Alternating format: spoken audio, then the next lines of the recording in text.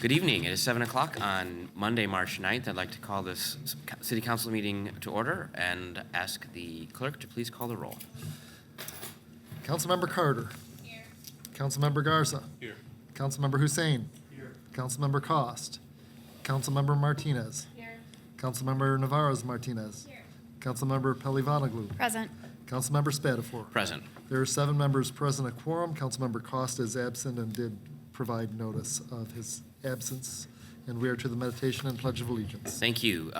Is there anyone at the dais would like for us to keep anyone particularly during our meditation this evening? I would, just Councilmember Cost did indicate that there was a family emergency this evening. He himself is all right, but I do ask that you all keep Councilmember Cost in your thoughts this evening. Any others? All right, seeing none, please rise.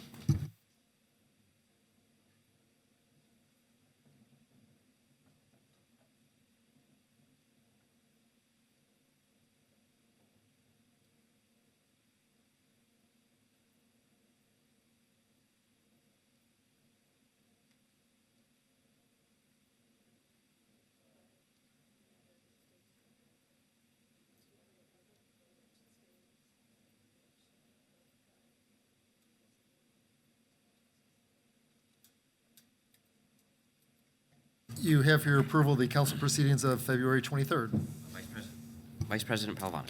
I move the printed council proceedings of February 23rd, 2026. This is a proper motion. Any discussion? Seeing none, all those in favor, please say aye. Aye. All those opposed, motion carries.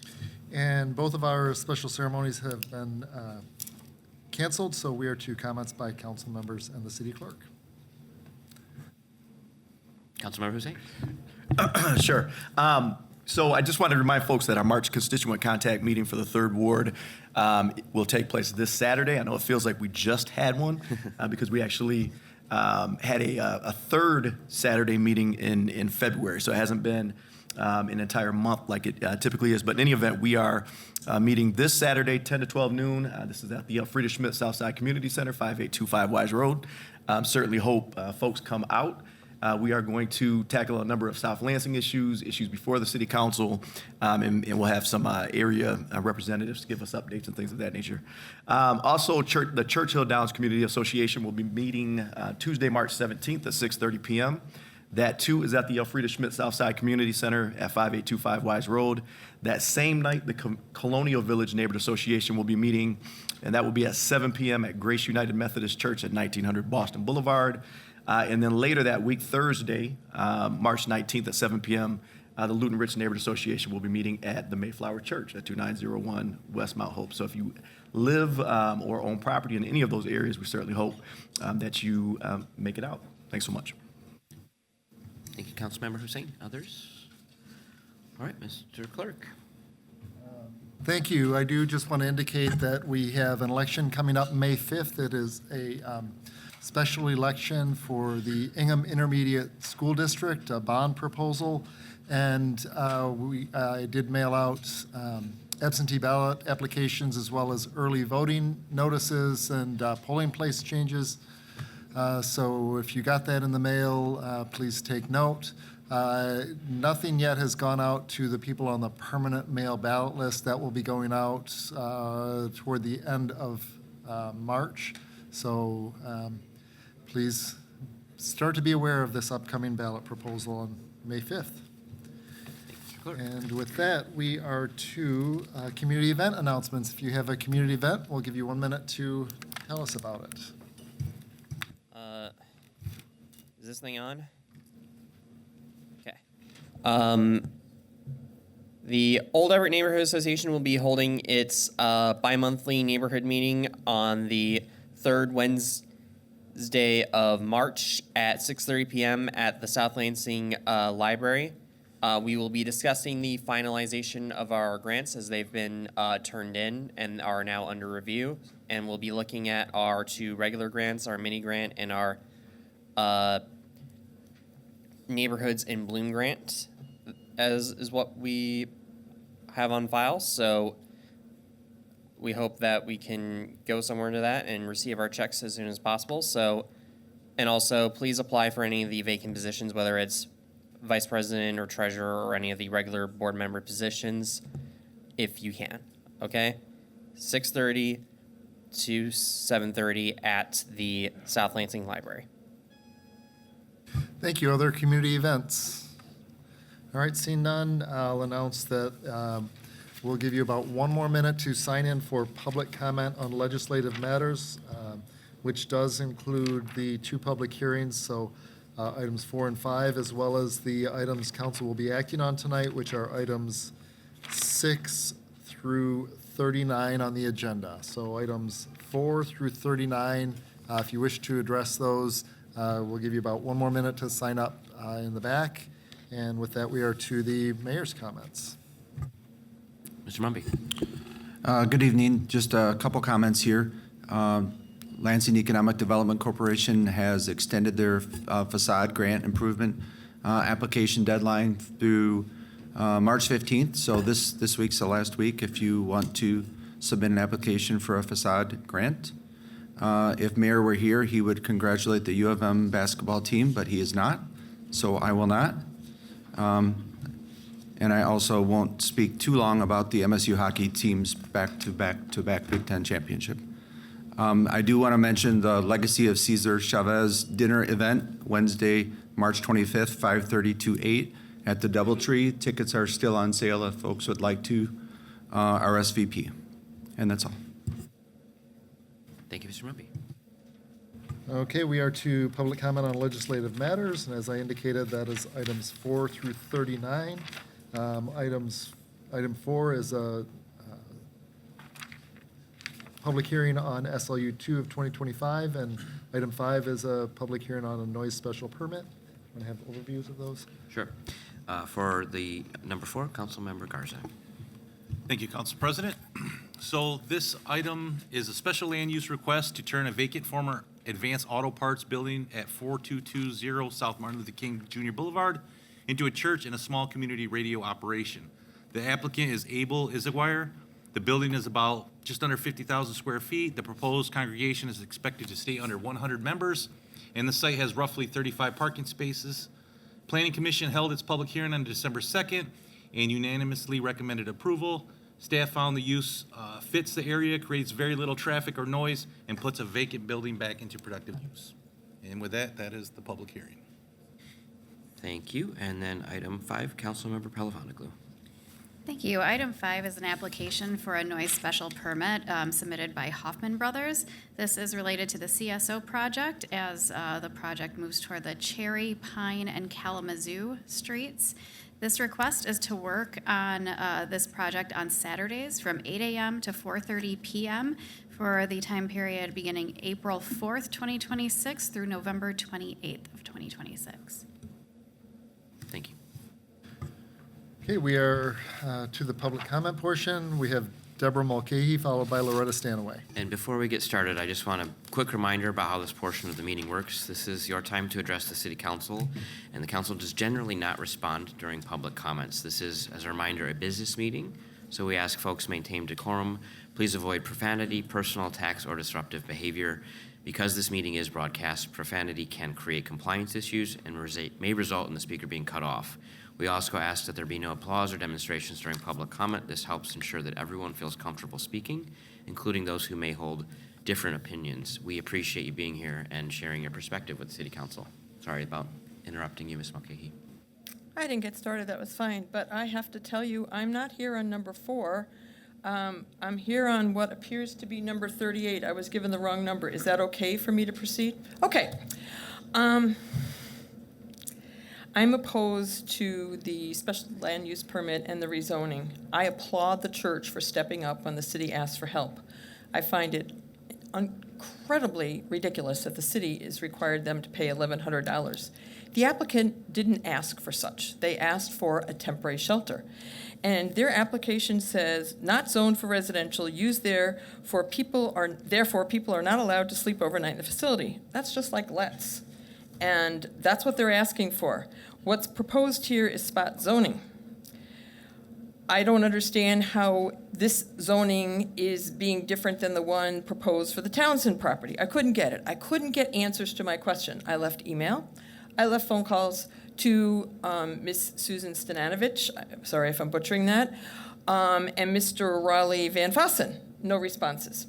I thought with Ms. Stavanovich no longer working for Grand Ledge that I'd get better responses. That was not the case. We were told that there were no traffic concerns here. In 1993, 30-plus years ago, map 14 of the 7-block development area shows that northwest corner of MLK and St. Joe is a dangerous location. It's 45 miles an hour there. Why is it still 45 miles an hour from St. Joe, greater than half a mile north, till it gets to 30? I don't know. It's a residential area. I have asked repeatedly. One of the favorite things that I have asked you forever is a plan. And it appears to me that you folks are looking to support, with a $24 million grant for brownfield development, the Capitol Walk project, which comes to about $300,000 plus for each of those units. If that money had been applied for this parking lot, which really is not what most people would consider a brownfield parking lot, that could have been used to house a lot of people and help a lot of people. $300,000 plus for a studio? Please. We could have put what I would call multiple different types of uses in there. Councilperson Martinez asked, well, could you put something on the first floor a couple weeks ago? And no, that wasn't reasonable. These apartments that are downtown are not full. So I ask you, when you're looking at doing this, why are you looking to create more of these houses or housing units when we're not addressing the residential areas that exist already, and we're not addressing people that are unhoused? So I ask you to reconsider this. This church really stepped up, and I'm grateful for them, for our community, for them. But I have to tell you, this is not their job. This is the city's job to work to facilitate this. So thank you.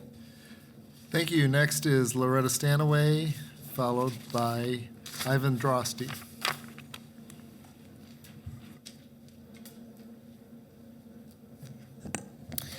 Just briefly today, I will ask that as you look at number 13, the request for easements in the city on East Kalamazoo, that while you look at the language in those easements, you look to include a stipulation similar to what we put into the easements for Evergreen and Fenner Nature Center, so that you protect into the future trees and landscaping and make that a condition of the easement being granted.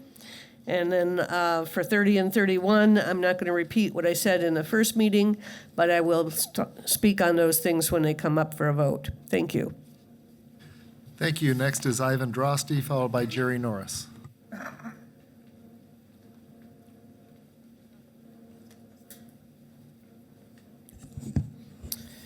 Howdy. Deep Green submitted a site plan. I'm sure you saw it in your packet earlier today. That plan labels a particular area of the facility as for fuel storage. And I and others were curious if that was the location of the fuel cell, or if the fuel cell was going to be located elsewhere on the property or off the property, and regardless, what the capacity of the fuel cells are. Really, that's just a few of the many questions I have about this facility, but it really seems like the opportunity for questions has come and gone as we rapidly hurtle towards this inevitable rubber stamp. I'm sure you are well aware that last week the Planning Commission flip-flopped on their vote. I was at that meeting. One of the commissioners remarked that he was not aware that the plan included a power plant right on site, and then less than 5 minutes later decided to change his vote from a no to a yes. So as you mull over just how much stock to put in the Planning Commission's recommendation, I hope that helps. That commissioner said that he was swayed because of the small scale of the data center and how green it was. It's really disappointing to me that anybody, much less a public official, would be swayed by such a poor argument. Seems to me that if a smaller, greener data center is preferable to a large, dirty one, then certainly no data center at all would be even better still. Unless, of course, the data center poses some benefit to the public. I suppose. But we've been at this for 6 months, and I've still yet to hear a convincing argument along those lines about why I, as a Lansing resident, should want a data center in my city. Is this going to be a fun attraction downtown for me to bring my family and friends to? Is this place going to have beds for our unhoused neighbors to sleep in? Is it going to serve hot meals? Is it going to employ any of the people who actually already live here in Lansing? Doesn't seem like it. When I posed this question of why I, as a Lansing resident, should want a data center here in my city, to Mark Lee, the CEO of Deep Green, his response was that the increased tax revenue could be used to hire additional cops. So I suppose there you have it. We're shaping up for a vote here in about a month that's going to pit the business interests in the city against the people of Lansing. And the people have come down decisively on one side, and I hope you make the right decision. Thank you. Thank you. Next, we have Jerry Norris, followed by Frank Seaman.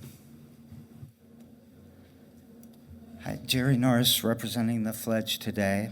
I want to echo the statement about it was not approved by the Planning Commission when it was a data center. Now it's a data center plus a power plant, which I think drifts further away from our form-based code, our urban core that I think you guys had in mind when the city had in mind when they collectively switched to form-based planning, or zoning, I'm sorry. And it doesn't make sense to me that we would do that. And to hear that he did it because at first he voted no, or some of them voted no because it was too close to the stadium district and not in line with our plan. And then he said that, we found out we didn't have a plan, so it can't not be in line with the plan. I don't know, too many double negatives there. But, you had the MSU. You haven't listened to us. We do math. We can use computers and stuff. You haven't listened to us about the pollution and what this is going to do. But I'll just quote the MSU guy that did come here. He said 11,000 more cars. Now let's go 6 months back when it was negative 3,000 cars would be added because the data center was going to share the heat. The solid oxide fuel cells are going to emit CO2. It's against our climate change promises that we made however many years ago. If changed to clean energy does not mean renewable energy, so good luck with the energy bills that are coming for us with the war that's happening now. The downtown urban core, to me, doesn't seem like a data center that's going to hum and buzz. That's 0.5 miles from this location. It's 0.25 miles from your next offices in your next city hall. But let's talk about Bloom real quick, the new variable that's been added. We always knew that they were going to buy the fuel cells from Bloom. We didn't know until just a few days ago that Bloom is going to be hired to manage it, because not only does Deep Green not have experience with data centers, they certainly don't have experience with running a solid oxide fuel cell. So I suggest that you see the service contract that Bloom has before you make any decision, because as soon as you rezone, as soon as you sell this process is going to go opaque. It's going to go dark to us, and our comments are going to be less. Our ability to change this and save our downtown is going to be less, and someday we're going to have a data center as our logo and not the most racist. Thank you. Next, we have Frank Seaman, followed by Alec Garza.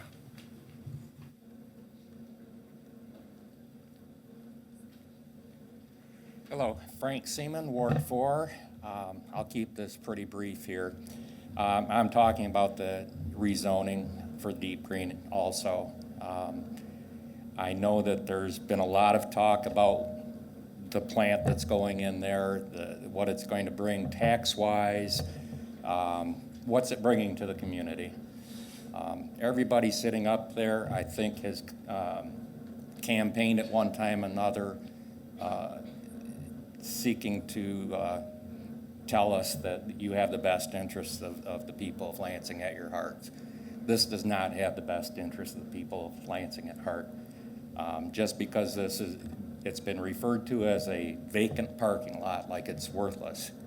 With all the changes that have gone on in this city, with the new city hall, the ovation, things that are happening downtown, this has become, in my mind, in the minds of many of your people in the community, that this is a very valuable piece of property, and it shouldn't be squandered on something that's going to return nothing to the city except for a tax revenue.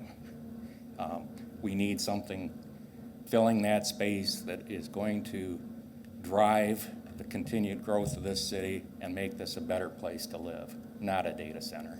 Thank you. Thank you. And finally, Alec Garza. Had to come up last after all those people. It's my first time at an event like this. I'm a dad of 3, business owner in Lansing, 3 little girls. I love Lansing. Been here my whole life. Plan on moving my business downtown as well. Small business, 7 employees. I run a business networking platform on Facebook as well, Lansing Small Business Network. It's got about 4,000 people in it now. Truly try to connect the community. And everything I've seen on this data center, I'm so rookie at this, right? So forgive me. But is just so, just ignoring the community totally. I mean, I've seen entities who are for this, and that's about it. Whether you're Lansing Chamber of Commerce people, or city council members, or Board of Water and Light, PEFLI, like I see that. The community is so loud and clear on opposing this data center. It's just frustrating because I've always believed, I'm like, oh, Lansing, we're doing the right thing, and you know, I take my kids to Impressions 5 all the time. This is right next door to it, basically. So I just wanted to come and hear what the community was saying, see how many people showed up, because I haven't. I need to be at more events like this. I found the time where I can do this now more in my life. And I hope that this group of people can help and listen. Like, I haven't heard a single positive thing, and I've always asked that too. Other than revenue or money, what good does a data center bring? Let's say it brings $1 million to our city each year in revenue back to our community. So let's do the math. That could be $8 a household. 125,000 people in Lansing, $8 a year per person. Let's divide that by 4. Let's say it's per household, $32. That is peanuts. Well, that is actually a shocking number that was thrown out, and maybe that's wrong. Like I said, these people have done their research more than me. I just see on a day-to-day posts by Lansing State Journal, different entities that have a following, and the community members here. No one is happy about it. There's not a single community member, maybe 10 that I've seen, and they might not be affiliated with just the community. Maybe they are affiliated with some entity that has skin in this game. But it's just shocking to me to see how much pushback is on this and how far it's still continuing to go.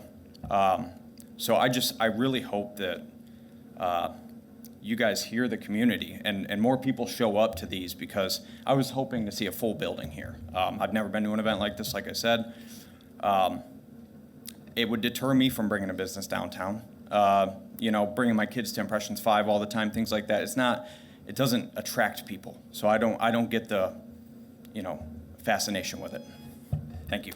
Thank you. That was our final speaker. So on the referral of the hearings, item 4, the SLU, Development and Planning, and item 5, the noise special permit. Committee on Operations. And we are to the consent agenda. Vice President Palavanaglou. Thank you. Just a note on the consent agenda, number 9 will be moved to the resolutions for action. Otherwise, I move that we approve the consent agenda as printed. That is a proper motion. All those in favor, please say aye. Aye. Motion carries. Okay, we are to resolutions for action. Item 23, rescind resolution 2025-070. Sure. Mr.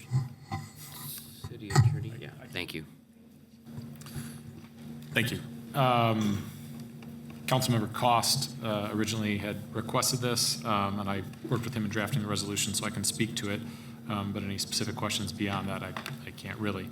The main purpose of this is to rescind a prior resolution of the council for the, at this point, the demolition of property, a structure located at 308 East Cesar East Chavez in Old Town area. Since the time that order was issued, the property reverted for lack of payment of taxes to the county. And then the county, that's statutory, and then statutorily, the county has to offer all of the tax reverted properties inside Lansing to the city of Lansing, and this body typically rejects them. This one, the city did not reject because I think there was a design to actually try to save it, a hope to save it.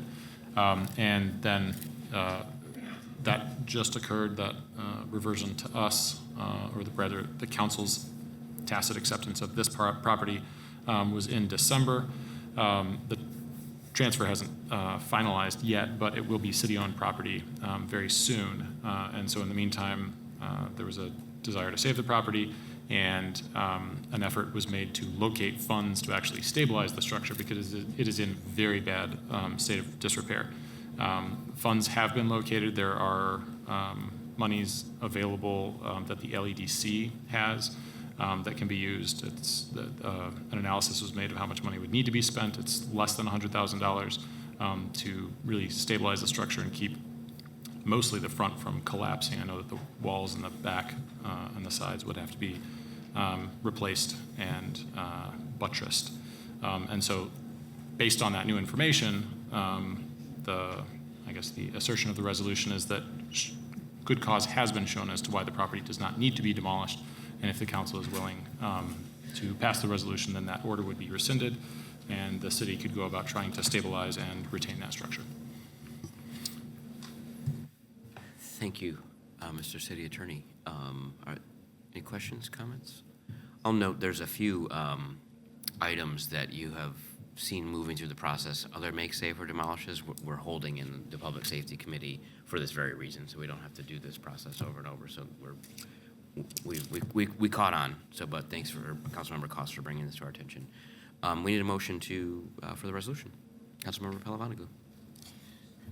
I move the resolution to rescind Resolution 2025-070, the orders to make safe or demolish to the owners of 308 East Cesar Chavez Avenue. It is a proper motion. Seeing no further discussion, all those in favor, please say aye. Aye. All those opposed? Motion carries. Next. Item 24 is orders to make safe or demolish for 3126 Maloney. Councilmember Hussein. Sure. In this case, the list of taxpayers, Florence Bartley, original red tag date, March 26th, 2025. There was an MSD hearing on November 24th, 2025, which culminated in a 30-day make safe or demolish order being issued. The SEV for this particular property is $63,400. The estimated cost of repairs is $130,117. Current building safety permit activity, there is none.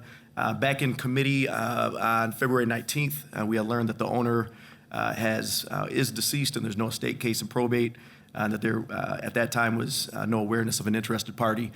We did have a public hearing on the 23rd, and then we also took this back up in committee on March 5th, and it was told us by the department that there's been no change. Their recommendation continues to be a 60-day make safe or demolish order. So with that being said, I would move the resolution for a 60-day order to make safe or demolish to the owners of 3126 Maloney Street. That is a proper motion. Any discussion? Seeing none, all those in favor, please say aye. Aye. All opposed? Motion carries. Okay, item 25 is the orders to make safe or demolish for 2112 North High Street. Councilmember Hussein. Sure. The listed taxpayer in this case is Bahaduri Muhammad. Original red tag date was July 22nd of 2019. There was an MSD hearing on November 24th, 2025, with that culminating in a 30-day make safe or demolish order issued. SEV in this case is $50,100. The estimated cost of repairs is $141,134. There is no current building safety permit activity. We did have the owner on hand at our February 19th committee meeting. I talked a little bit about injuries from military service, lack of funds, as the primary reasons as why he wasn't able to bring this up to code, I had actually purchased this off the Ingham County auction quite some time ago while he was actually living in Utah. He was working to kind of compel the committee at that time to either table this, delay this, so that he would have more time to list and potentially sell this particular property. We did have a hearing on the 23rd. and went back to committee on March 5th, and it was told us at that time that there has been no change. So there's no permit activity. There's been no demonstration of financial wherewithal to actually bring any project across the goal line, et cetera. So the department recommendation was and remains a 60-day recommendation. So I'd move the resolution to issue a 60-day order to make safe or demolish to the owners of 2112 North High Street. There's a proper motion. Any discussion? Seeing none, all those in favor, please say aye. Aye. All opposed? Motion carries. Okay, we will circle back to item 9 that was pulled off the consent, nonprofit recognition for Lansing Everett High School Band Boosters. Councilmember Martinez. Yes, I have a conflict with item 9 as well as with item 26 and 27 and must ask to be recused from said items voting. All right, we have Councilmember Palavaglu. Thank you. I move to recuse Councilmember Clara Martinez from items number 9, numbers 26, and numbers 27 on our agenda. That is a proper motion. Mr. City Attorney, would you care to explain the conflict? Yes. Councilmember Martinez brought first items 26 and 27 to my attention, and then item 9 to my attention as well. In all three instances, ultimately, the benefited party financially is the Lansing School District. She is an employee of the school district, and specifically, I think she's and I think you're the chair of the department that would benefit from item 9, the boosters activity to raise funds for the band.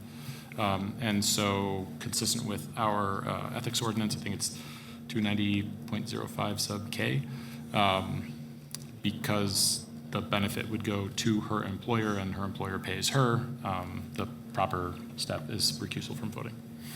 Thank you for that explanation. Is there any further discussion?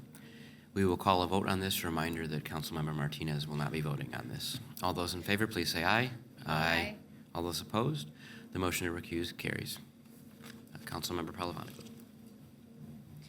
Thank you. So we are on to agenda item number 9, a nonprofit recognition for Lansing Everett High School Band Boosters. The City Operations Committee met on February 26th of this year, and Nathan Courtwright, the applicant for this nonprofit recognition, joined us. And just a note that Councilmember Martinez was recused from voting at the committee level as well for each of these items that we're going to be discussing. Mr. Courtwright submitted a full packet, including a tax-exempt letter from the IRS, bylaws, and articles of incorporation for the Lansing Everett High School Band Boosters. He described activities and really being excited to support the kids that are within the band program, being able to offer opportunities, help them obtain new instruments, and really just fundraising with activities such as bingo to support the band program. With that, I will move the resolution to recognize the Lansing Everett High School Band Boosters as a nonprofit organization. That is a proper motion. Is there any further discussion? Seeing none, all those in favor, please say aye. Aye. All those opposed, motion carries. Okay, item 26 is Act 1 of 2026. Councilmember Palavaglu. Thank you. Also on February 26th, we discussed the Act 1 2026 license for use of right-of-way at 311 Stoneley Drive in Lansing, Michigan. This location is the location of Forest View Elementary School, and the applicant is the Lansing School District for this. The right-of-way would extend at 282 feet with a 10-foot wide bus lane. The public sidewalk would be relocated onto the school property. It was stated that this will help the on-site circulation of bus traffic. The Lansing School District will maintain the bus lane, including during the winter weather. And with that, I move the resolution. That's a proper motion. Is there any further discussion? Seeing none, all those in favor, please say aye. Aye. All those opposed, motion carries. Okay, we're to item 27, Act 2 of 2026. Councilmember Palavaglu. Yeah, very similar to the last item. This is the application for use of right-of-way at 2000 Luton Place. Again, this is to help with the on-site circulation of bus traffic at Luton Elementary School. This one does differ in terms of length. It will be 250 feet long and 11 feet wide. Still, it would relocate the public sidewalk onto the school property. And again, the Lansing School District will maintain the bus lane, including during winter weather. It is proper motion. Is there any further discussion? Seeing none, all those in favor, please say aye. Aye. All those opposed, motion carries. Mr. City Attorney. I just wanted to correct one thing. I'm so sorry. It's 290.04 sub K .05 is what has the affirmative obligation to tell everybody about the conflict. Thank you. Is there any corrective action we need to make? Oh, no, it was just kind of bugging me. So, Gotcha. Thank you. Okay, we're We to, got Jake excited at Cow, now you're excited about procedures here. This is a fun night at City Council. we're to item 28, Brownfield Plan number 90. Councilmember Garza.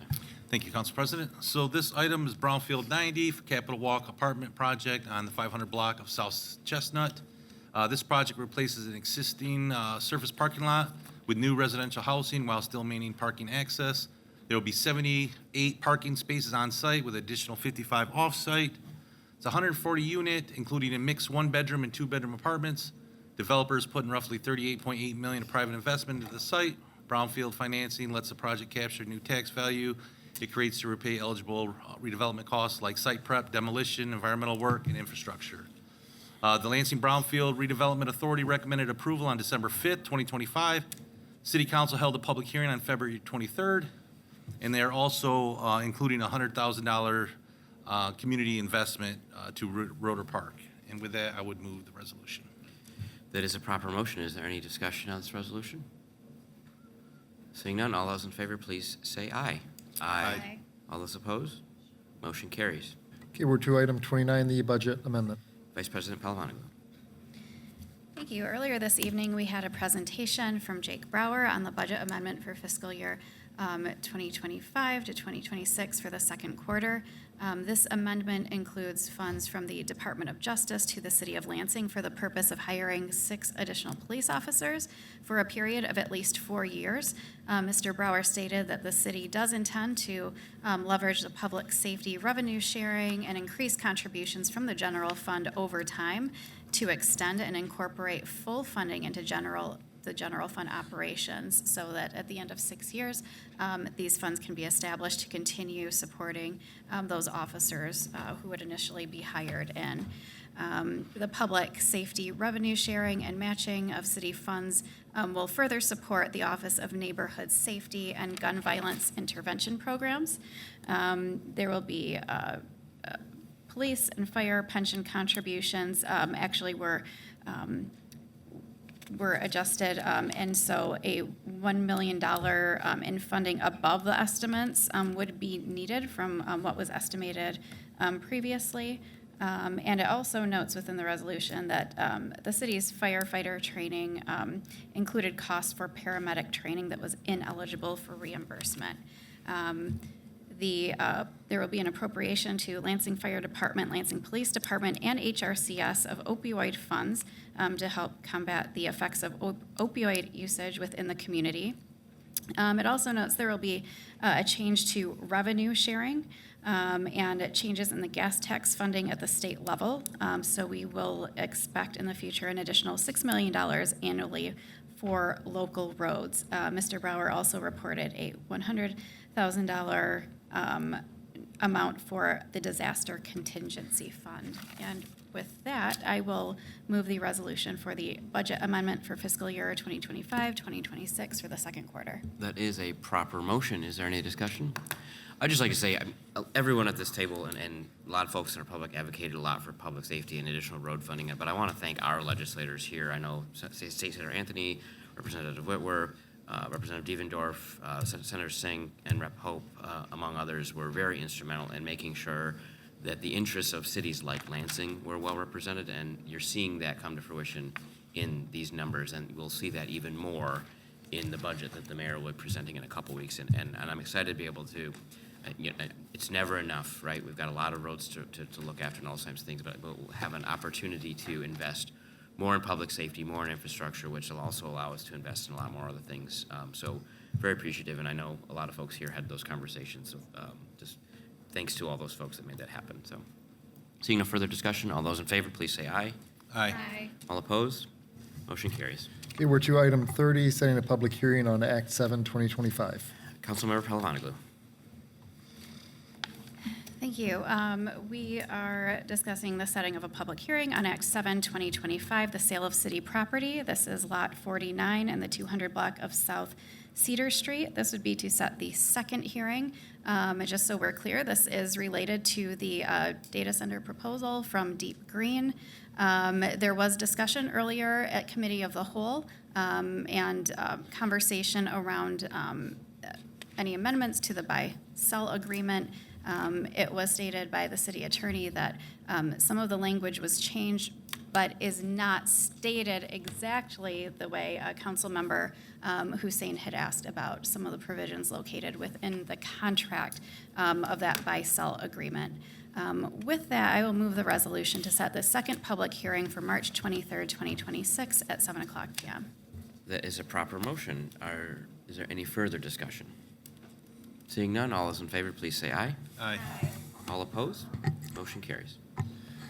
Okay, we are to ordinances for introduction. We have an ordinance of the City of Lansing, Michigan, providing for the rezoning of 4 parcels of real property located in the City of Lansing, Michigan, and for the revision of the district maps adopted by Section 1242.02 of the Code of Ordinances, Z3 2026, parcel numbers 33010116 427 122, 33010116 427 082, 33010116 427 051, and 33010116 427 192, located on the north side of East Kalamazoo Street between South Cedar Street and South Larch Street, rezoning from DT3 Urban Core to in IND1 industrial, with the conditions that parcels will not be used for any purpose other than data center operations and supporting facilities, such as any such structures will be compliant with the dimensional requirements, architectural standards, screening or massing requirements, and exterior materials requirements of the D3 classification as reflected in any final site plan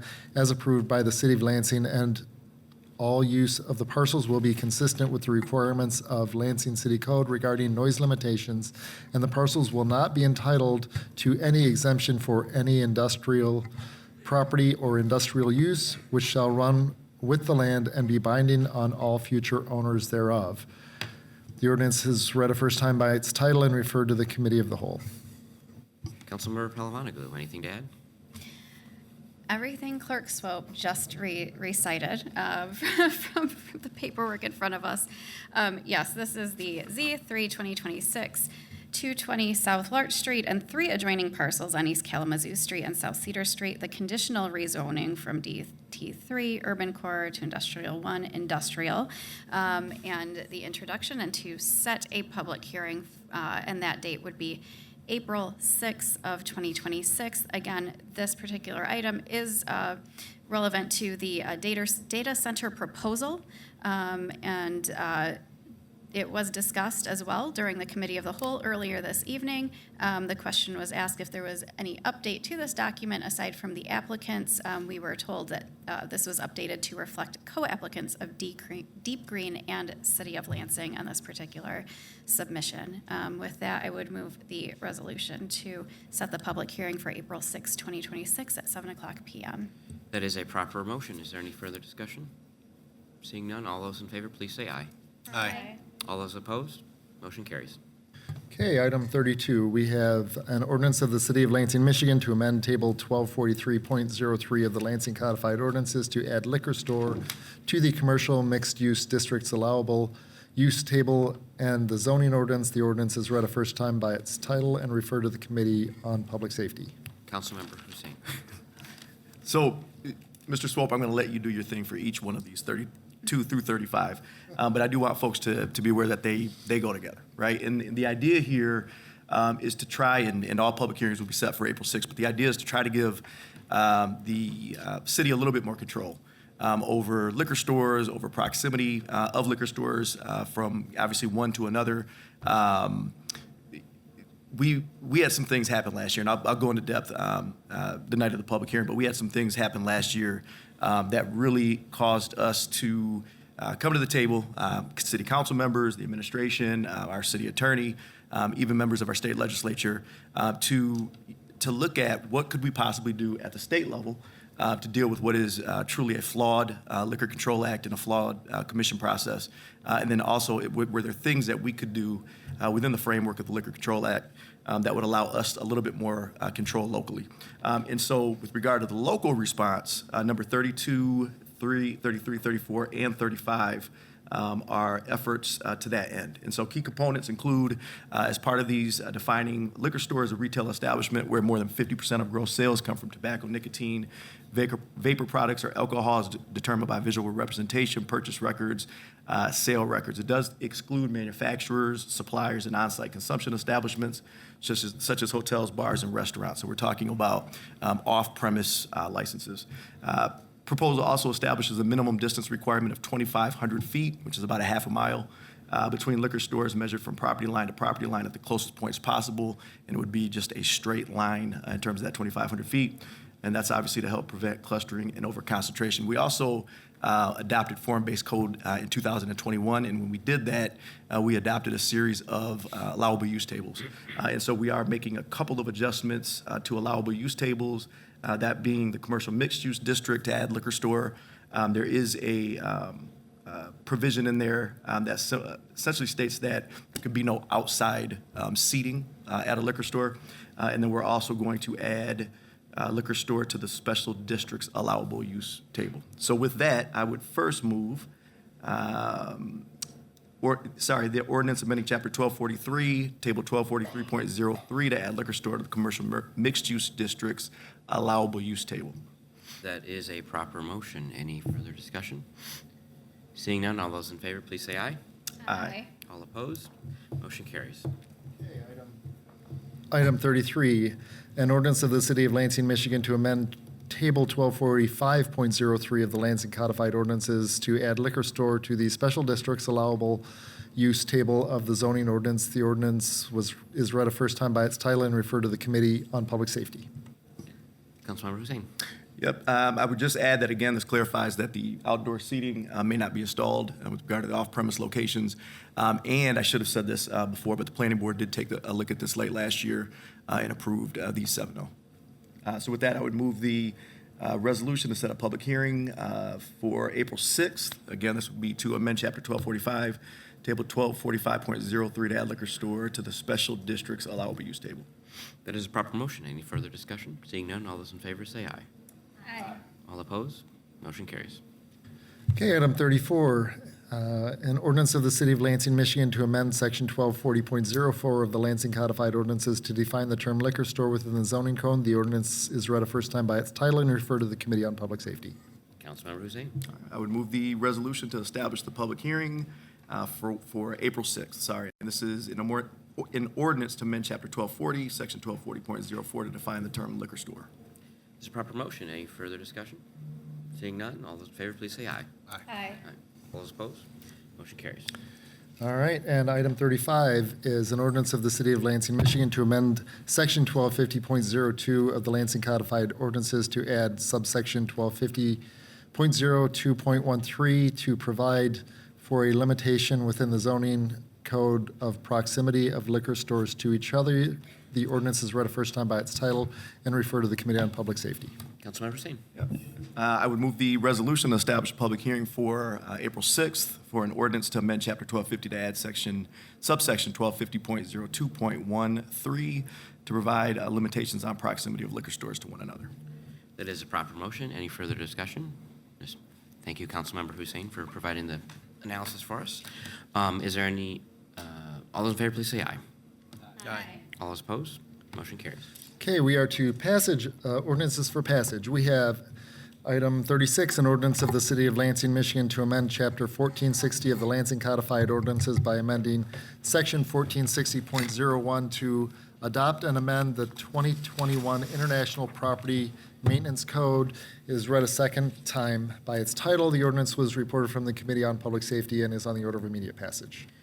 Councilmember Hussein. Sure. So this would just move us from the 2015 IPMC to the 2021 IPMC. I want to thank, we had Director Raleigh Van Fossen, we had City Attorney Matt Staples, and then we had one of our two lead housing inspectors, Mr. Tom Berry, with us through the committee process, through the public hearing process, to help us better understand kind of the changes being proposed. Per the department, much of the ordinance simply updates references from 2015 to 2021.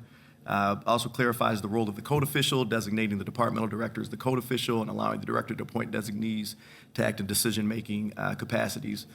There was another addition really as a response to feedback from the community, which we certainly appreciated, and that was regarding red tag monitoring fees. The ordinance creates a process that will allow the code official to waive monthly monitoring fees after property has been red tagged for more than 90 days when an owner can demonstrate they are actively working to bring the property into compliance. We talked a little bit about that earlier, things like pulling permits, things like putting a timeline together that is acceptable to the department, demonstrating financial wherewithal. Requests for the waiver must be submitted by the 15th of the preceding month, and the intent to apply is to apply clear and consistent criteria in those decisions. Just a few practical adjustments were made as well. As an example, the time to abate certain exterior violations such as trash and grass is being extended from 7 days to 10 days to account for slower mail delivery. And then also there is a section, it was told us that the IPMC language was a little wonky. And so there's a section where we're clarifying garbage receptacles on site, what that is, the definition, what constitutes an acceptable receptacle. And it was underscored very clearly for us. This does not require city or commercial trash service, but it does require that waste be contained rather than just stored openly on the property. So with that being said, I would move the the adoption of the 2021 IPMC. That is a proper motion. Any further discussion? Seeing none, all those in favor, please say. Oh, sorry. On adoption of the ordinance, Councilmember Hussein. Yes. Councilmember Costa is absent. Councilmember Martinez. Yes. Councilmember Navarez Martinez. Yes. Councilmember Pelli-Vonnegut. Yes. Councilmember Spatafor. Yes. Councilmember Carter. Yes. Councilmember Garza. Yes. 7 yeas, 0 nays. The ordinance is adopted, and that takes us to item 37, an ordinance of the City of Lansing, Michigan to amend Chapter 1460 of the Lansing Codified Ordinances by adding Section 1460. Mr. Clerk, I'm sorry. Do you need would you like a motion for immediate effect on that? I don't think zoning ordinances can be effective sooner than the 15 days. Okay. Then no. Okay. Sorry about that. Go ahead. An ordinance of the City of Lansing, Michigan to amend Chapter 1460 of the Lansing Codified Ordinances by adding Section 1460.05 to establish a unified system of notices to be posted on properties that are in violation of this chapter is read a second time by its title. The ordinance was reported from the Committee on Public Safety and is on the order of immediate passage. Councilmember Hussein. Yeah, this is an update to how we notice and placard for violations. So right now, essentially what we have in terms of placards, we have a two-tier system, and most folks are familiar with the pink and the red tag. Pink being no valid rental cert, and then a red tag meaning that a dwelling is unsafe to inhabit. There was some discussion within the department that they wanted to be maybe a little bit more educational and wanted this process to be a bit more functional. We actually have the two-tier system. We actually had went down from a three-tier system in the past, and now they are actually proposing a four-tier system with a couple being notices and a couple being placards. This would actually create a white notice. So these are the stickers that actually go onto the property. And that would indicate that there is no rental certification, no cert of compliance. It would be a civil infraction. And that is to be distinguished, or just the distinction, between that and the yellow notice is that a yellow notice also means that there's no cert of compliance, but that they have actually failed a rental inspection at some point. The red placard would mean unfit for human occupancy and that the dwelling must be vacated. But the distinction is that between red and black is that The red tag does not necessarily mean a property is in imminent danger, nor is it necessarily a candidate for the make safe or demolish process. Whereas with the black placard, that would actually indicate a dangerous building, potential imminent threat, and that it's certainly at the level of potential demolition. And so with that, I would move adding section 1460.05 to establish a unified system of violation notices. That is a proper motion. Is there any further discussion? Councilmember Navarez-Martinez. Yes, so I want to bring something to the discussion about this proposed ordinance on reforms to our tag and enforcement policies, because I got asked a question earlier today. So I was asked if I might have a conflict of interest in voting on this because the house that I live in is currently pink tagged. So in this case, the pink tag means that the rental permit for the property was not renewed by the landlord. And I want to make clear that I was not aware until the notice was placed on the property. But to answer the question that I got asked, absolutely not. I do not have a conflict. As a renter, only one of two on this council, and I might also add that the previous council, immediately previous council, had 0 renters and just landlords on the council. And so, as a renter, I do not control whether the property owner renews a rental permit, whether they have the place inspected, or if they have a rental permit. And so, in this situation, the aggrieved party is not the landlord, it is the tenant. And so, it's me and my husband and my children and our many neighbors across the city who are in the exact same situation. And so we, as tenants, suddenly find ourselves in a precarious situation through absolutely no fault of our own. And so Ward 2, which I represent, has a very large renter population, and representation matters. What this experience has done is reinforce something many of our neighbors already know, that when enforcement actions happen, the consequences often are felt most directly by tenants, the people who have no control over whether a permit was renewed, whether an inspection happened, or whether paperwork was filed. And so, as we vote to reform our tag enforcement policies tonight, I believe that my perspective as a renter is not a conflict at all. If anything, it's a reminder of why these conversations are important, and hopefully those in my situation who don't happen to have the same platform that I do know that they have someone up here that knows how this feels and is fighting for them. Thank you. Thank you, Councilmember Navarez-Martinez. Is there any further discussion? Seeing none, I would ask the clerk to please call the roll. On adoption of the ordinance, Councilmember Costa is absent. Councilmember Martinez. Yes. Councilmember Navarez-Martinez. Yes. Councilmember Pelli-Vonnegut. Yes. Councilmember Spatafor. Yes. Councilmember Carter. Yes. Councilmember Garza. Yes. Councilmember Hussein. Yes. 7 yeas, 0 nays. And actually, circling back to the previous question about immediate effect, that wasn't a zoning ordinance, so that was my mistake. But also, the new charter changes the effective date of ordinances to 14 days from 30 days, and they can't be in effect until they're published. So Functionally, I'm not sure we have IE anymore, right? I think it may be unnecessary. Plus, the new charter gives the mayor a longer period of time to veto. So really, by the time, I would pretty rarely want to publish on the Wednesday right after, so it's not much of a difference anymore. So I think the lesson is maybe we'll probably stop asking for immediate effect on these types of things. So we'll drop that with the old charter. Thank you, Mr. Clerk. Okay, so now we have item 38, an ordinance of the City of Lansing, Michigan, providing for the rezoning of a parcel of real property located in the City of Lansing, Michigan, and for the revision of the district maps adopted by Section 1242.02 of the Code of Ordinances, property located at Z1 2026, 500 South Martin Luther King Jr. Boulevard, rezoning from DT1 Downtown Edge to DT2 Urban Flex. The ordinance is read a second time by its title. It was reported from the Committee of the Whole and is on the order of immediate passage. Councilmember Garza. Thank you, Council President. And Clerk pretty much summed that up for us. So this is a rezoning downtown of DT1 Downtown Edge to DT2 Urban Flex. DT2 would allow the proposed shelter care facility at 500 South MLK. And with that, I would move for passage or denial. That is a proper motion. Is there any further discussion? Seeing none, all those in favor, please call the roll. On adoption of the ordinance, Councilmember Martinez. Yes. Councilmember Navarez Martinez. Yes. Councilmember Pelli-Vonaglu. Yes. Councilmember Spatafor. Yes. Councilmember Carter. Yes. Councilmember Garza. Yes. Councilmember Hussein.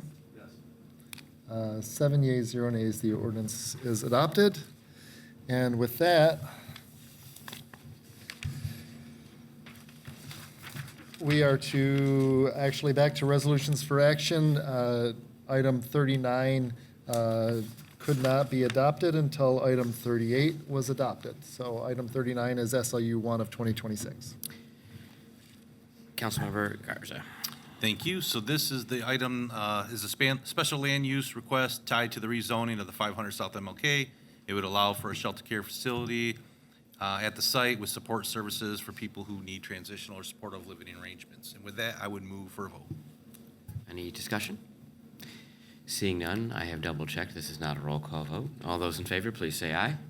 Aye. Those opposed, motion carries. Hey, where you're true speaker registration for public comment on city government-related matters. If you wish to address the city council, please fill out a yellow form in the back in the next minute. And with that, we are to reports of city officers, boards, and commissions. Vice President Pelli-Vonaglu. Thank you. I move that all items be considered as being read in full and that the proper referrals be made by President Spatafor. It's a proper motion. All those in favor, please say aye. All opposed, motion carries. Okay, I'm going to need a glass of water by the time this is over. From the city clerk, minutes of boards and commissions. Placed on file. Buy-sell agreement for Deep Green Technologies, updated on February 21st. Committee of the Whole. And the City of Lansing 2025 Annual Report. Placed on file. Items Sorry, from, the buy-sell agreement. you said Committee of the Whole. Placed on file. Placed on file, okay. All right, from the mayor, the appointment of Michael Lynn as third ward member of the Board of Fire Commissioners. Committee on Public Safety. Appointment of Robert Nordhook as third ward member of the Planning Commission. The Committee on Development and Planning. Appointment of Paul Schmidt as a member of the Saginaw Street Corridor Improvement Authority. Committee on Development and Planning. Appointment of Patrick Spike to the Lansing Entertainment and Public Facilities Authority Board of Commissioners. The Committee of the Whole. Collective Bargaining Agreement, Capital City Labor Program Supervisory Unit. Committee of the Whole.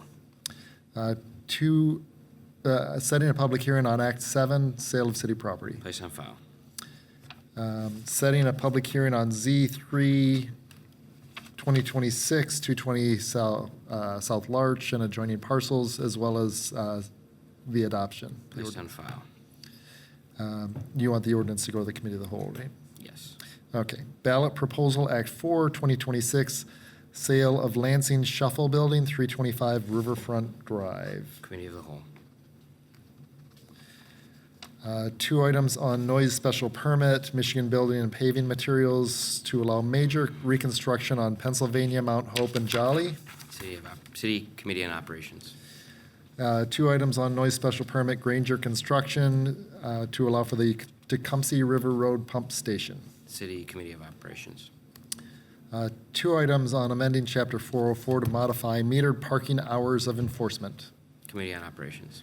And two items on amending Chapter 404 to allow payment of a reduced rate for an expired meter violation until midnight the day of issuance. Ways and Means. Fines, expired meter parking violations, Ways and Means. and fees on street parking paid rate restructuring. Ways and Means. Donation acceptance, East Lansing CrossFit 2025 Community Service Project for Capillary Response Effort, Ways and Means. and an emergency purchase, Public Service Department notification of Professional Pump as the vendor for an emergency repair of the wastewater treatment plant. Ways and Means. Communications and petitions, 14 communications from Allison Peeler. Placed on file. And a communication from Cole Blankenship in support of the Deep Deep Green Data Center project. Place on file. And we are to motion of excused absence. We need a motion to excuse absent members. Councilmember Palafano. I move to excuse Councilman Cost. That is a proper motion, and all those in favor, please say aye. Aye. All opposed, motion carries. We are to remarks by council members. Any further remarks? Seeing none? Remarks by the mayor or executive assistant. No further comments? Public comment on city government-related matters. We are there. We have Carver, followed by Chantel Spears.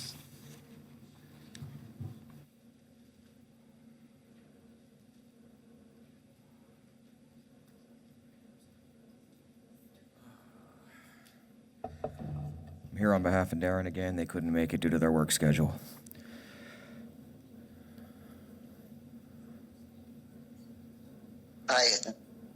Hi, Darren again. I was at the Causeway Bay Hotel on March 5th when our Fallen Angels residents were evicted. I also was attending those Tuesday and Thursday meetings, knocking on room doors and helping residents get downstairs to ensure that they made their appointments. This includes walking a now evicted resident experiencing a critically serious health issue that made them too sick to walk down on their own to the lobby. We have watched this program succeed. Every single person who was at that hotel a month ago was working their butts off to improve their lives, and they don't know what more was expected. We watch residents get necessary medical attention that they couldn't while living outside, get mental health services, and stabilize their lives. We watch them taper off substances and ask about rehab. We watched them apply for and get jobs. Some even named me as a job reference. We watched and helped them do all of their housing paperwork. Michigan Works in Peckham even had a job fair scheduled for later this month for these residents that they have now had to cancel. The success of the program at Causeway Bay was incredible and proved that Housing First works. And this was despite the fact that they were forced into this situation and coerced into this program. This was despite the fact that the hotel and the city created rules for the residents that made absolutely no sense and applied only to these residents, making them feel like they were incarcerated and isolated. One of the residents who was evicted on the 5th for not cooperating with completing the paperwork for their housing voucher was contacted just days prior because their name came up on a voucher list. Explain how that can be. One was accused of not attending meetings because they missed an appointment while in the emergency room and they came back with a doctor's note. They were told a medical emergency was not an excuse. One found a job that pays a thriving wage and is saving up to get the next apartment. They were told that they were not complying and thrown out. This person was talking to their caseworker outside of work hours multiple times a week and had their paperwork filled out. None of the residents that you evicted the last couple of weeks were failing the program. Their evictions made it clear that Lansing did not want this program to succeed.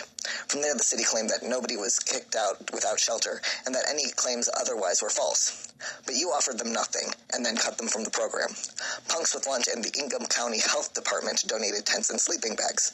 The rent is too damn high and the Tenant Resource Center helped punks get our residents to the office and we had to hunt for their next place to camp outside. I gave several of them sack lunches at encampments yesterday. You need to stop lying to the public.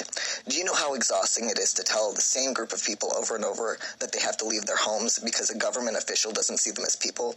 To be forced to do your dirty work for you and then clean up your messes in the aftermath? And then for you to avoid accountability and look righteous in the news because our organizers are forced into doing your damage control. Stop the evictions, bring our people back to the hotel, and allow them to continue this program. Thank you. Thank you. Next is Chantel Spears, followed by Sean Brock.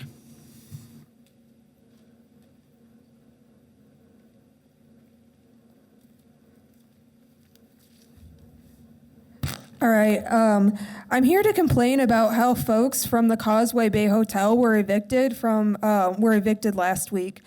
Those responsible for the eviction allege these folks were not complying with their demands that folks keep up with their appointments to get rehoused. That's a terrible excuse for an eviction because housing is a human right.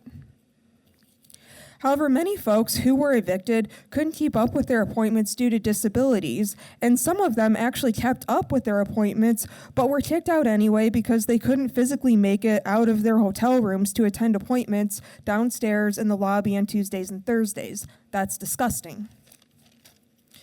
What's also disgusting is that one person was evicted for getting a job that pays too much, Rather than allow this individual to continue on his impressive trajectory of success, the city decided to penalize him for his success by putting him back out onto the streets where his ability to maintain stable employment is now compromised because of his housing instability.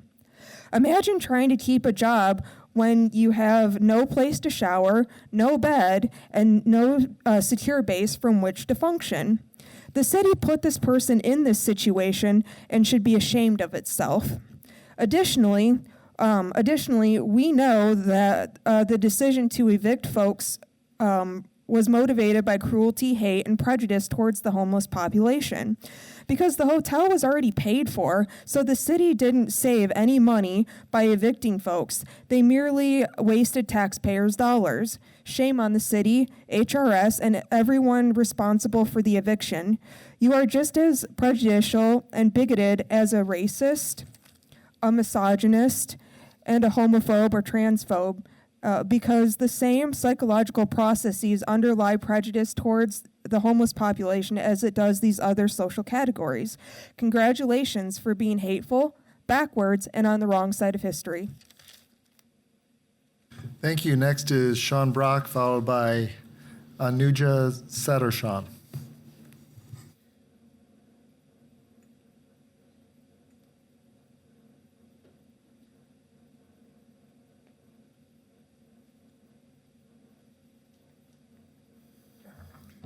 Hello, I'm Sean Brock, once again, lifelong resident of the city of Lansing. I would just like to remind everyone up there that you are voted to represent everyone in this city, whether they are homeowners, renters, homeless, queer, if we'll go that way. It doesn't matter who they are. You are supposed to be representing them. There is no need for the cruelty that has been seen the last few years, well, more than the last few years, but it is ramped up. We need to be better people. We are all just people. Nobody here is better than anybody else. Nobody here is worse than anybody else. We all have our own stories to tell and tell the reason why we're whatever situation we are in. As I have said before, I have slept under bridges.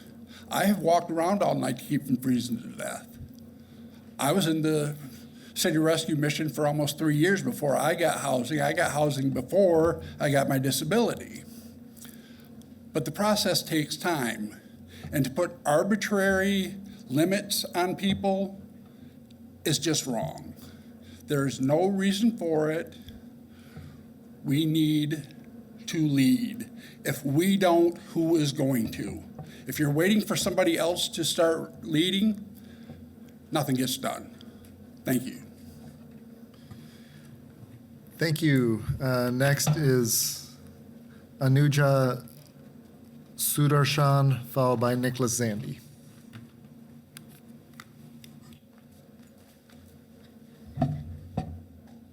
Oh, you have to start. Okay, perfect. Hello, my name is Anuja Sudarshan, and I'm a Lansing resident in the First Ward and a member of Run is Too Damn High. I've been advocating for protections for our housed and unhoused neighbors for the last couple of years through a proposed citywide tenant bill of rights that has been bureaucratically dragged out for almost 9 months now. Folks in Causeway Bay have been brave enough to share their stories with us from displacement at Dietrich Park, and many people have started to have hope that they haven't had in years, with their ability to make strides towards employment, access to basic amenities, and searching for qualifying housing.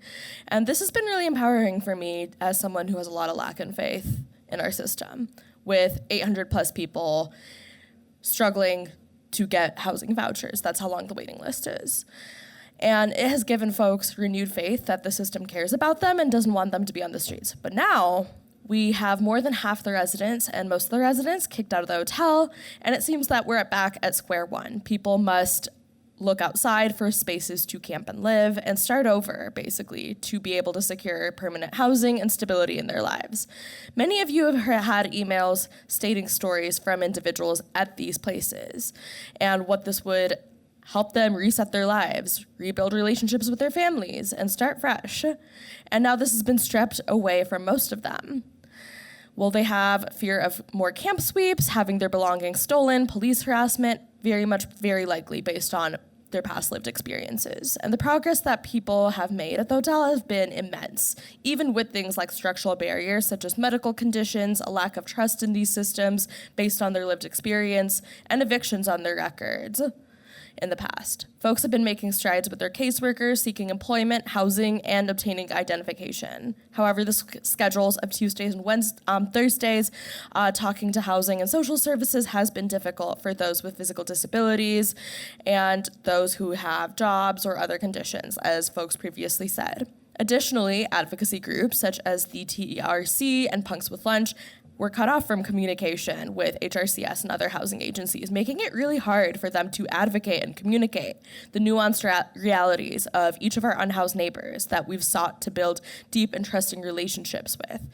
So I'm imploring all of you to help these folks out, get them back in the hotel, and help them continue that progress that we have literally seen for pretty much every single person towards housing and employment. They deserve to be treated with human dignity and empathy. Displacement can be and is historically deadly. Without a safe place to sleep, you have to be in survival mode 24/7. And all of this kills our neighbors and our community. So we need to work together. We have proof that housing first programs like this work. So do your jobs, like everyone said, and get it together. Thank you. Next, we have Nicholas Zandy, followed by Fred McLaughlin. Hello, this is Nicholas Zanny. I am going to be speaking tonight about my ideas for CATA route expansion, and that specifically is Route 6. Now, I'm sure I've already said this ad nauseam about CATA, but Route 6, as it stands right now, isn't the most useful route right now because it just goes around a hospital, which has now just been used as, the Mod Pods in its parking lot.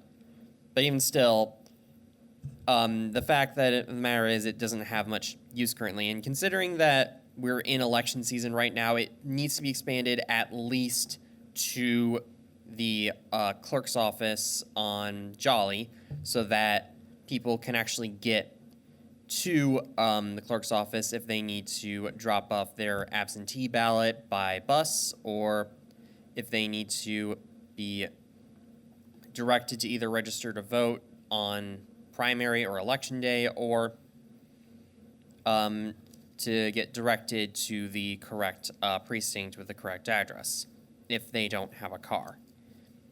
And also, the fact of the matter is we already have a Mount Hope connector, which is Route 18, but we don't really have a true Jolly Road connector, so it needs to be expanded to cover just about all of Jolly Road, not just to the elections office, but also probably the community center from the west, and to the east, probably to the McLaren Hospital building, so that people can actually get to the health facility if they want to. Because, again, we have a Route 18 that acts as a connector for Mount Hope, and Jolly is no different from Mount Hope as a road, so it should be expanded to something like that. Because all we have in Forest View is Route 7, which doesn't go all through it. So we really need to expand Route 6 to cover almost all of Jolly Road in the city of Lansing so that more and more people are connected, and so that routes like maybe Route 8, 9, 5, and 2 can be connected at the very least, same thing with 7, so that we can get more people to the polling places and more people to hospital buildings at certain parts of the city so that they don't have to go through downtown first. That's all I'm going to say, and I'll yield the rest of my time. Thank you. We have Frederick McLaughlin, followed by Jody Washington.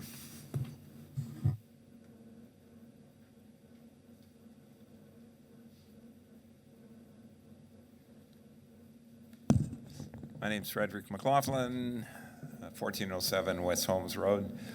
I just want to try to emphasize again that the urban planning department really needs to emphasize community development and not economic development. I mean, there are several entities that the city has either created or allied itself with to try to grow the city.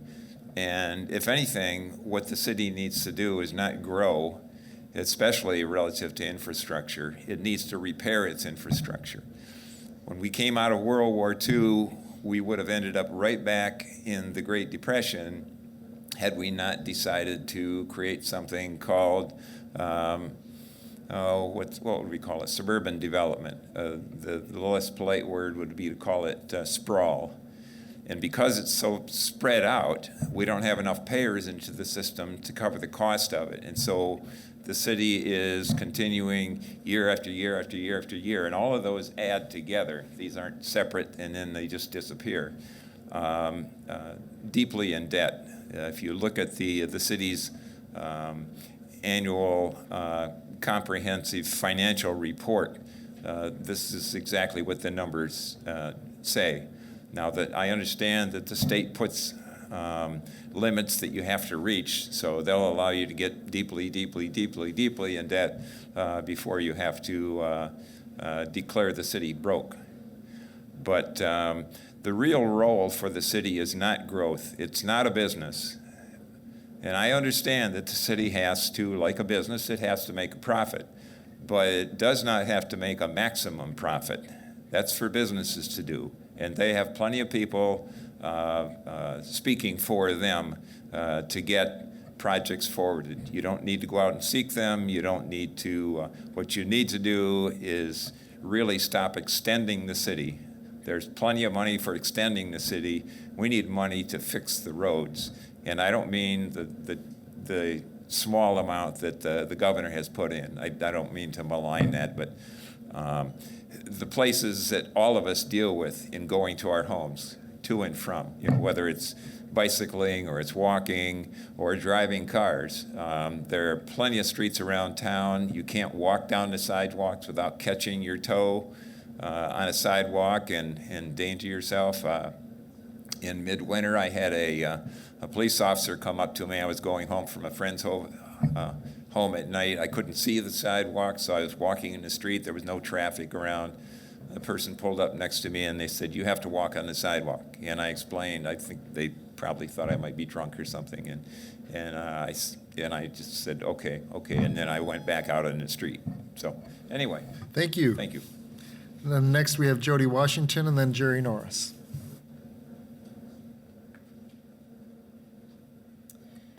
Thank you, Jody Washington, Lansing. I had the privilege of being out of the country for a month, and while I was gone, I was determined to leave this dump of a city.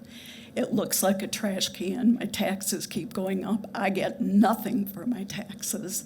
But much to my surprise, after being home for a week or so, I'm not going anywhere. I'm going to fight to make this city better. And people like me need representation. Nobody up there looks like me. Nobody up there is my age. Nobody has the needs that I need, and everybody like me.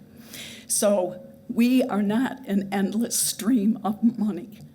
Our taxes go up and up for everybody's wish list.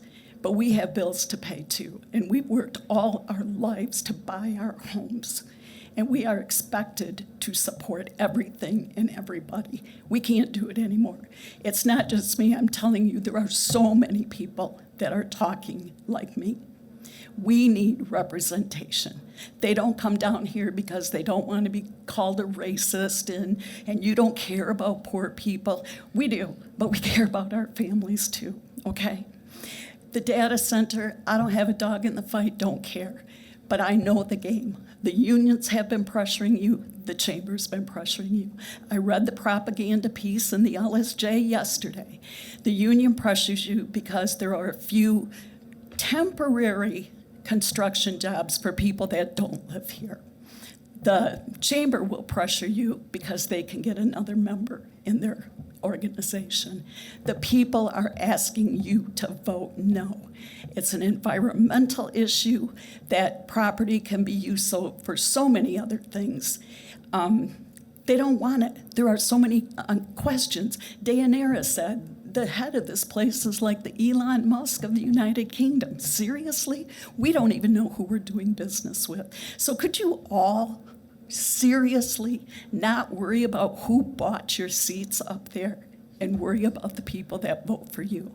It's time. We're going to take our city back one way or another. And if it means getting rid of all of you, that's what it means. And if it means getting rid of the mayor, which it does, we will do that. Thank you. Thank you. Next is Jerry Norris, followed by Michael Mercer. Jerry Norris with the Fledge. After Jody just did that, or what she just said, I was going to come up here and say, you know, the mayor's not here right now, and it might have been the first city council I've spoken to where he hasn't been here. And I don't feel like yelling as much. I don't feel like, you know, fighting as much. And I had an epiphany when I was sitting back there that why are we fighting with you guys all the time? Why aren't we up here? Like when Ryan's sitting there, most of the time I'm thinking, thank you, Ryan. Thanks for representing us over the last couple of weeks, the last month, the last few months, the last couple of years. Thanks for standing up for us. Why aren't we coming up there and saying, hey, guys, you know, this data center thing, it's billionaires extracting from us, and they're going to socialize this cost, and just look into it, trust us, talk to MSU, whatever. Why aren't we doing that? And I think what it is that there's actions. You can't talk your way out of situations you behave yourself into. And the actions are exactly what Jody just said. We see who donated to you. We see who you work for. We see the same names on the list of the people that work for you, are members of your union or whatever. We see them go to the same chamber and get emailed through an automated jot form and just a mill of people that you act like are supporting these projects, but they're not really. They're supporting their union guy or they're supporting the chamber. And then you see a bunch of people come here and we have to study. I have to learn what a solid oxide fuel cell is. I have to learn how much water we pull out of the Saginaw aquifer. I want to skateboard. I want to go screw around. I want to have fun in the city. I don't want Jody to come back and call us the names of a dump of a city. I want to be proud of our city. And I just keep imagining walking down Kalamazoo and hearing this humming. I keep thinking about, you know, why does it cost $10,000 to protect City Hall against unhoused people that are freezing to death? It's because we treat them like they are a deficit, and you don't see the lost human capital. We have so much potential human capital in our streets, in our warming shelters. We don't see that. We treat everybody, from me, and I don't even know everyone right now, the queers and stuff or whatever you said, like we're a deficit. We are human capital. We are potential. We can add so much more to the city, and we need to be your friend. Thank you. Next is Michael Mercer, followed by David Hokanson.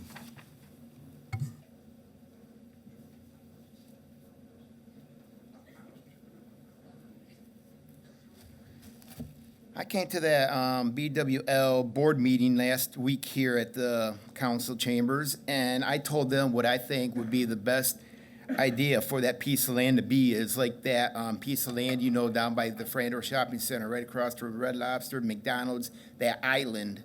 You got a gas station, you got a fast food restaurant, you got a jeweler, you got a lot of stuff over there. Maybe you could put something over there, but not this damn ass data center.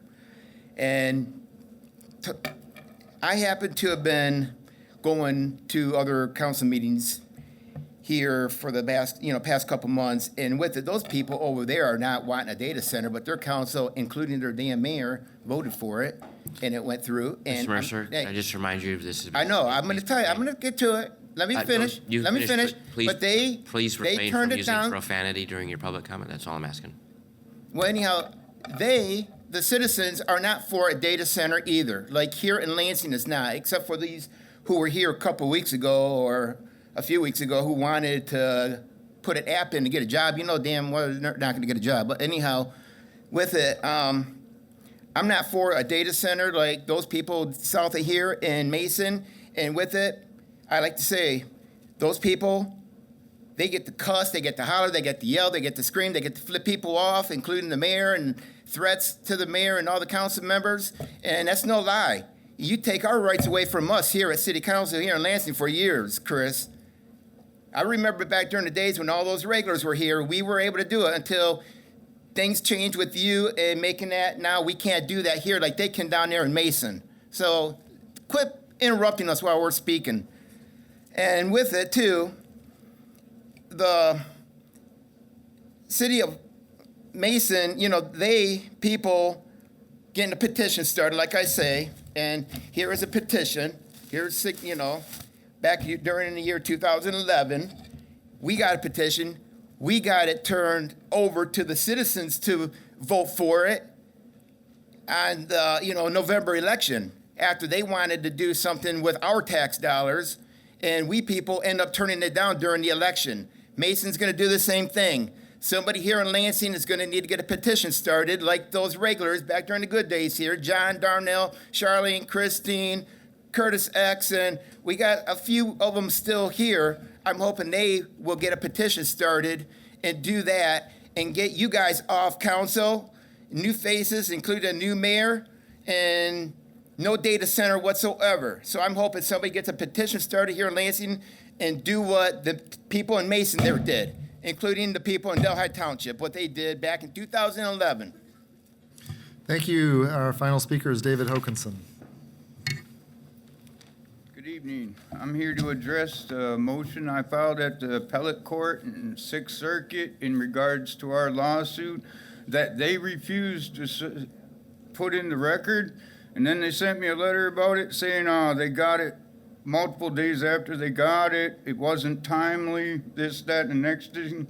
The Western District of Michigan treats a motion of reconsideration as analogous to a Rule 60B motion.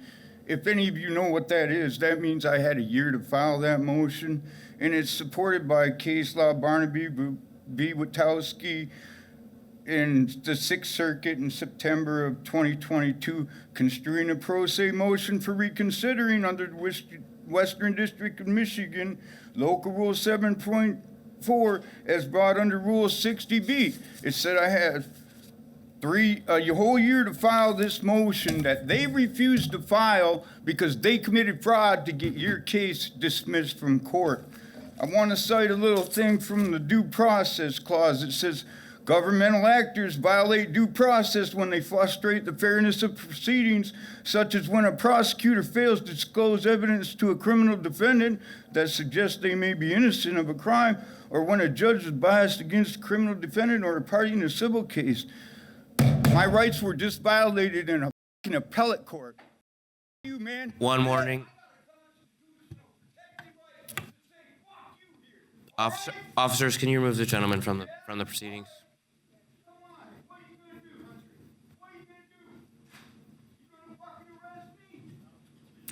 Mark, if you could step away, thank you.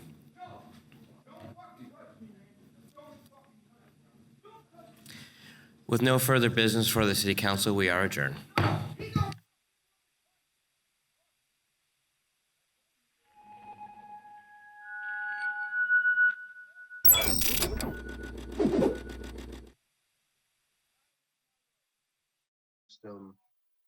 Like they've been welcomed.